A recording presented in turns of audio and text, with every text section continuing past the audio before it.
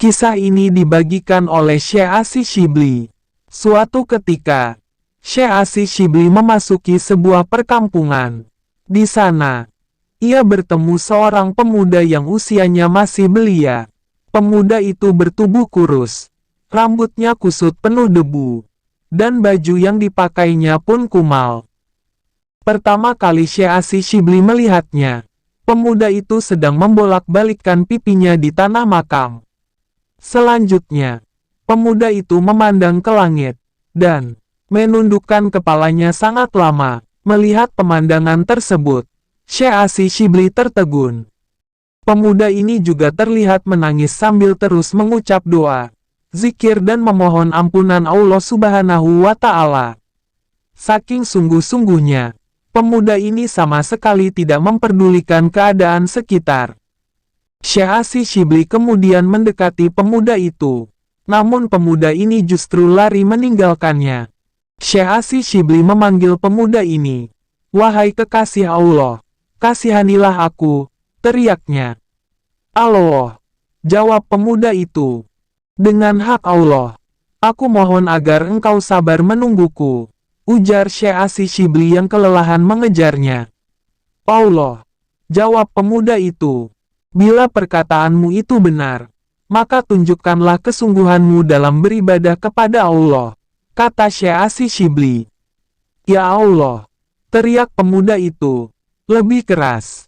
Setelah teriakan itu, tiba-tiba tubuh pemuda tersebut terkulai lemas, dan jatuh ke tanah. Ketika Syekh Asy Shibli memeriksanya, ternyata pemuda tersebut telah meninggal dunia.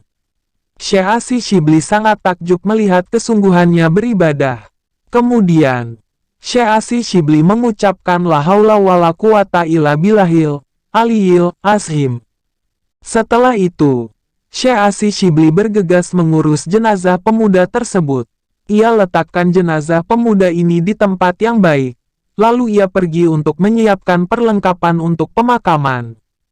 Alangkah terkejutnya Syekh Asy Shibli ketika melihat jenazah pemuda yang tadi ia taruh hilang tanpa bekas. Lapun mengira kalau jenazah itu sudah diurus oleh orang yang lewat saat dirinya pergi. Kemudian, atas izin Allah Subhanahu wa Ta'ala terjadilah dialog antara Syekh Asy Shibli dan malaikat.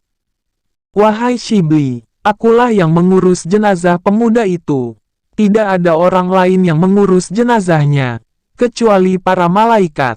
Oleh karena itu, senantiasalah engkau beribadah kepada Tuhanmu, dan bersedekahlah dengan hartamu." Pemuda ini tidak bisa mencapai derajat tertinggi seperti sekarang ini, kecuali dengan bersedekah, ucap suara misterius dari malaikat. Hidayah dari Allah Subhanahu wa Ta'ala. Pemuda ini mendapat hidayah sebelum bertaubat kepada Allah Subhanahu wa Ta'ala. Hidayah ini berupa mimpi yang dikirimkan malaikat atas perintah Allah Subhanahu wa Ta'ala. Apa sedekah yang telah dilakukannya sehingga ia mencapai derajat tertinggi? Tanya Syekh Asy Shibli. "Wahai Shibli, sesungguhnya, dahulu ia adalah pemuda yang durhaka, fasik, dan pezina. Lalu, Allah menurunkan mimpi yang menakutkan kepadanya. Dalam mimpi tersebut, kemaluannya berubah menjadi ular yang berputar-putar hingga masuk mulutnya. Ular itu kemudian mengeluarkan api yang menyala-nyala, hingga menghanguskan seluruh tubuh pemuda tersebut. Pemuda tersebut pun terbangun dengan ketakutan yang luar biasa. Ia sadar bahwa jalan hidupnya sesat, selalu mengumbar hawa nafsu. Kemudian, ia bertaubat kepada Allah dan menyesali perbuatan maksiatnya. Sisa hidupnya diisi dengan beribadah kepada Allah.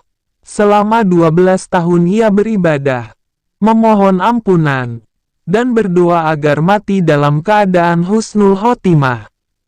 Kemudian, suara itu melanjutkan, sebelum meninggal dunia kemarin, ia bertemu dengan seorang pengemis yang minta makan. Namun, karena tidak mempunyai makanan, ia memberikan baju yang sedang dipakainya kepada pengemis tersebut.